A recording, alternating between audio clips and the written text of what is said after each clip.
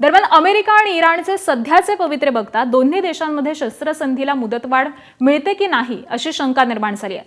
शस्त्रसंधी संपून पुन्हा युद्ध सुरू होतं की काय अशी भीती देखील व्यक्त केली जाते. तर या दोन्ही देशांमध्ये विविध मुद्द्यांवरती काय काय मतभेद दिसत आहेत ते आपण ग्राफिक्सच्या माध्यमातून पाहूयात.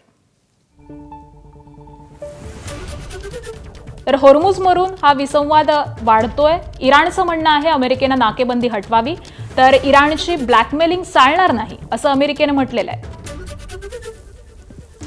तर युरेनियम संदर्भामध्ये देखील विसंवाद हा वाढतोय.